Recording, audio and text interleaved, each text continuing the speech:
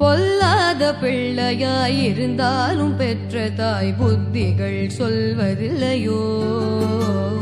பேய் பிள்ளையானாலும் தான் பெற்ற பிள்ளையை பிரியமாய் வளர்ப்பதில்லையோ?